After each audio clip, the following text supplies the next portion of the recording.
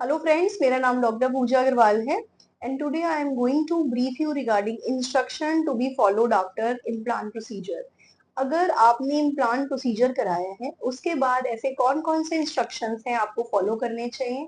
अगर आप इन इंस्ट्रक्शन को फॉलो करते हैं तो इन्हें फॉलो करने से कॉम्प्लिकेशंस कम होती हैं और हीलिंग अच्छी होती है। सबसे पहला जो मेन इंस्ट्रक्शन है, जब आप इम्प्लांट कराते हैं तो आपके डॉक्टर एक कॉटन प्लग लगाकर आपको भेजते हैं। It is very very important to understand कि ये कॉटन प्लग आपको ऐसे जेंटली प्रेस करके रखना है, इसको बहुत ज्यादा भी नहीं दबाना है और ढीला भी नहीं छोड़ना है, इतना ढीला कि वो हिल जाए और इतना टाइट कि एक्सेसिव प्रेशर पड़े। आपको जेंटली माउथ को क्लोज करके रखना है। लगभग 45 मिनट सफिशिएंट टाइम होता है जिसमें हम आपको कॉटन प्लग को बंद करने के लिए कहते हैं। जो भी सलाइवा, जो भी ब्लड आपके माउथ में आ रहा है, आपको बार बार थूकना नहीं है, थूक थूक के देखना नहीं है कितना ब्लड आ रहा है, कितना सलाइवा आ रहा है, everything you have to solve. और आप जब कॉटन प्लग निकालते हैं 45 मिनट से 1 घंटे के बाद जब आप निकालेंगे तो आप ठंडा ठंडा पानी सिप कर करके पिएंगे। जिस तरफ इम्प्लांट हुआ है वो ठंडा ठंडा पानी वहां लगना चाहिए। आफ्टर ड्रिंकिंग कोल्ड वाटर आप कोई भी आइसक्रीम जिसमें क्रंचेस ना हो, बहुत ज्यादा कलर ना हो, चेरी ना हो, जैसे सिंपल वनीला कप आइसक्रीम, आप धीरे धीरे स्कूप से खा सकते हैं। आइसक्रीम इस तरह से खानी है कि ठंडा जो है वो आपको जहां इम्प्लांट किया है वहां लगना चाहिए। उसके बाद आप धीरे से कुल्ला कर सकते हैं। 24 घंटे तक आपको बहुत ज्यादा बोलना नहीं है, मोबाइल का यूज भी कम करना है, मतलब बात कम ही करनी है। इस चीज का आपको ध्यान रखना है। नेक्स्ट आता है, अगर आप स्मोकिंग करते हैं इम्प्लांट के बाद, हम अपने पेशेंट को आइडियली तो कहते हैं कि आप इम्प्लांट अगर कराए हैं तो स्मोकिंग क्विट कर लीजिए। Otherwise at least for 1 month you should not do smoking, whether it's gutka, like tobacco, smoking through हुक्का। अगर आप हुक्का पीते हैं या बीड़ी पीते हैं या सिगरेट पीते हैं, आपको ये सब नहीं करना। ये आपकी हीलिंग को कॉम्प्रोमाइज करता है।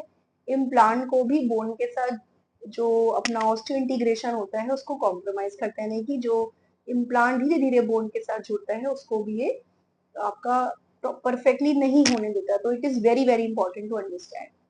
नेक्स्ट आता है, आपको 24 घंटे तक ठंडा और मुलायम खाना ही खाना है। जैसे आप दलिया, खिचड़ी, दूध, ब्रेड, ओट, दही ऐसी चीजें खा सकते हैं। ठंडी ठंडी चीजें पीनी है जैसे वनीला शेक, आइसक्रीम शेक, छाछ, ठंडाई, ठंडा दूध, what ever you like, but उसे स्ट्रॉ से नहीं पीना है, सिप कर करके ही पीना है।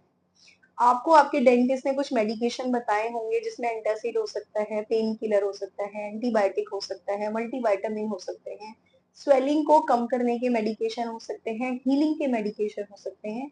ये सारे मेडिकेशन आपको ले।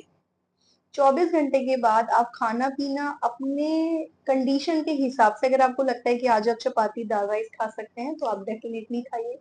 अगर आपको लगता है कि अब 24 घंटे के बाद अब आप बेटर फील कर रहे हैं तो आपको गुनगुने पानी में नमक डाल के कुल्ला करना है। जब आप गुनगुने पानी में नमक डाल के कुल्ला करना है तो आपको बहुत जेंटली करना है। सपोज आपका इस तरफ का इम्प्लांट हुआ है तो you are suppose to do like this and then spit. बहुत ज्यादा एग्रेसिवली आपको जल्दी जल्दी करके नहीं थूकना है। अक्सर इम्प्लांट के बाद हम कुछ माउथ वॉश बताते हैं जो कि बैक्टीरिसाइडल और एंटीसेप्टिक होते हैं। आपको वो माउथ वॉश अच्छे से यूज करना है। दिन में 2 बार हम यूजुअली बताते हैं, 1 वीक टू 10 डेज तक के लिए हम बताते हैं वो माउथ वॉश आपको यूज करें।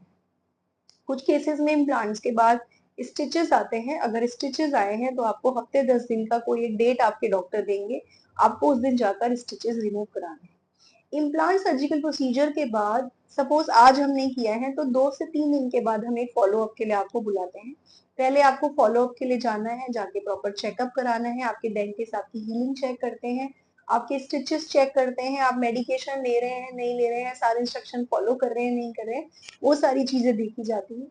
और इम्प्लांट प्रोसीजर के हफ्ते 10 दिन के बाद आपके स्टिचेस रिमूव किए जाते हैं। मेन आपको ये ध्यान रखना है, अगर आप कुछ भी खाते हैं तो आपको सिंपल नॉर्मल वाटर से एक बार कुल्ला जरूर करना है और 2 बार ब्रश जरूर करना है। जिस दिन इम्प्लांट डाला है, सपोज शाम को इम्प्लांट डाला गया है तो रात को आप ब्रश ना करें, अगले दिन मॉर्निंग में करें।